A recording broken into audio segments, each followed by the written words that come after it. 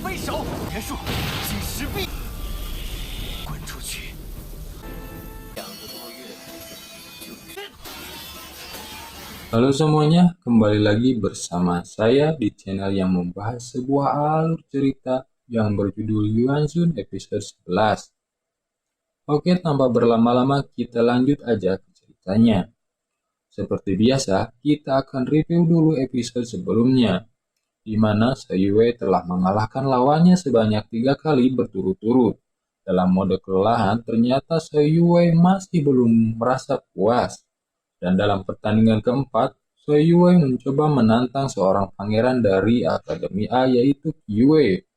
Namun sayang pertarungan keempat, Yue dikalahkan oleh Yue setelah bertukar beberapa pukulan. Dengan kesenjangan kekuatan keduanya terlampau jauh sehingga pada akhirnya Yue dikalahkan oleh Yue. Di mana Yue mendapat luka yang cukup parah sehingga terdorong keluar lapangan, sedangkan Yue mendapat luka yang ringan di pipinya. Sehingga pada akhirnya Yuan pun naik ke arena pertandingan untuk menggantikan Yue yang telah dikalahkan. Kemudian di pertandingan selanjutnya, Yuan dan Yue dengan suasana pertandingan yang sangat menegangkan antara kedua kubu tersebut.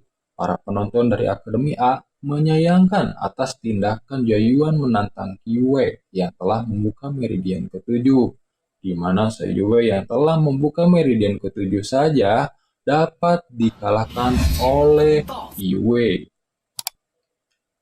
Di arena pertandingan, Yue menyatakan kekagumannya terhadap Yuan.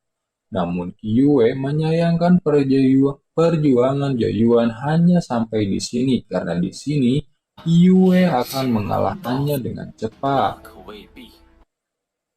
Sedangkan Yuan membalas provokasi tersebut dengan mengatakan bahwa Yue belum tentu mengalahkannya di sini. Setelah beberapa waktu, pertandingan pun dimulai. Yue yang sudah tidak sabar menyerang Yuan secara langsung pada Yuan. Dengan langkah kilatnya, Yuan menghindar dari beberapa serangan Yue. Kemudian dalam pertarungan yang sedang berlangsung, ayahnya Yuan tidak menyangka bahwa anaknya sudah sejauh ini, sedangkan ibunya pun berpikir demikian. Ibunya berharap Yuan bisa selamat dari racun naga pun sudah bersyukur. Lalu ayahnya Yuan sangat menyesali apa yang terjadi pada Yuan. Kalau Raja Zhu mengalahkan Raja Wu dulu, Yuan tidak akan berjuang keras mempertahankan kehormatan keluarganya saat ini. Ya, begitulah lah guys, ada kalanya kita harus berjuang keras agar dapat menghasilkan yang memuaskan. Jangan lupa share dan subscribe ya guys, terima kasih sebelumnya. Penonton dari kedua akademi pun merasa keheranan. Sama halnya dengan murid Akademi B mengajak bahwa tidak menyangka Yuan yang hanya membuka meridian 5 bisa mengimbangi pertarungan Yue yang berada di atas Yuan. Dan Yue pun mengatakan demikian, ternyata Yuan lebih kuat dari yang Yue perkirakan. Di dalam pertandingan pun demikian, Yue menyadari ada hal yang aneh pada Yuan. Yuan berada di pembukaan meridian tingkat kelima, tapi kekuatan fisiknya setara dengan Yue.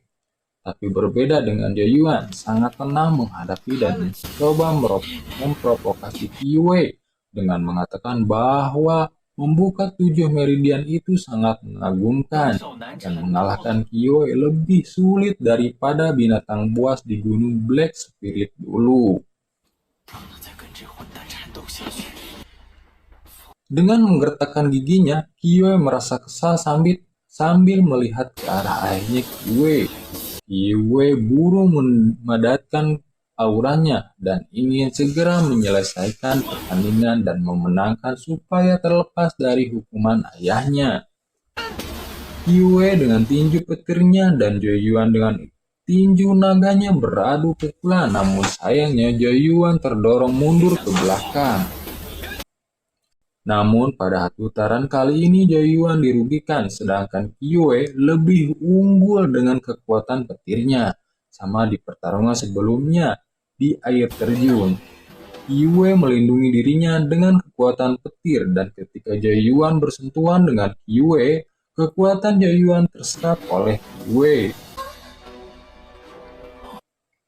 Pada saat itu semua, penonton dari keluarga kerajaan dan Akademi Bei sontak mengkhawatirkan atas keselamatan Joyuan saat ini.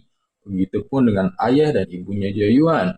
Namun Youyu menenangkan raja dan ratu karena Joyuan tidak dapat dikalahkan semudah itu. Kemudian Joyuan teringat kelemahannya saat pelatihan pertama saat ayahnya mengujinya. Kemudian ayahnya mengatakan kecepatan Joyuan telah meningkat pesat, sedangkan reaksinya terlalu lambat. Kemudian Joyuan pun membalikkan keadaan dengan menggunakan teknik penangkapan roh dan memfokuskan kekuatannya. Joyuan dapat menghindari semua serangan Kiyue. Kiyue pun berpikir demikian. Kecepatan respon Joyuan berubah. Pada akhirnya, Kiyue menggunakan teknik bayangan petirnya akan terus mengakhiri hidupnya lebih awal.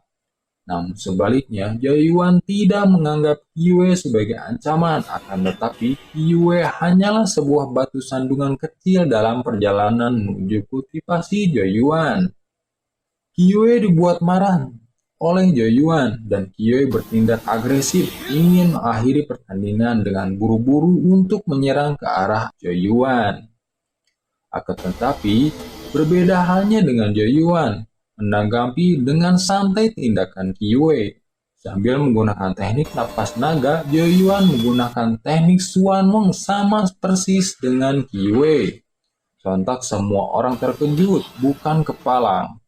Kiyue pun berhenti tiba-tiba dan berpikir bahwa suruhannya telah diakhiri oleh Joyuan. Pertandingan pun berlanjut, pukulan demi pukulan seolah pedang saling bertabrakan sehingga membuat riuh para penonton tak terkecuali Raja Qi. Namun sampai pada teknik pamungkas dengan sama-sama menebaskan teknik saling bertabrakan. Seketika para penonton berpikir berakhir dengan keseimbangan. Namun tiba-tiba tangan jatuh dari pemiliknya, yaitu Kiyue. Tangan Kiyue tertebas oleh Joyuan. Sontak Kiyue menjerit kesakitan, bukannya tobat malah menjadi-jadi. Kiyue menyuruh bawahannya untuk membunuh Joyuan. Kemudian ada senjata terbang ke arah Joyuan. Sontak guru dari Joyuan menghadang pedang tersebut, tapi ternyata itu adalah perbuatan Raja Qi. Sontak semuanya berkerumun.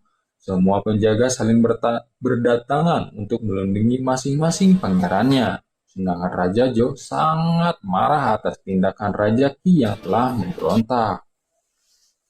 Oke, untuk episode kali ini kita cukupkan sekian dulu. Jika kalian suka dengan videonya, subscribe, like, share ke teman kerja, teman nongkrong, dan ke semua wilayahnya. Terima kasih, sampai jumpa di video selanjutnya.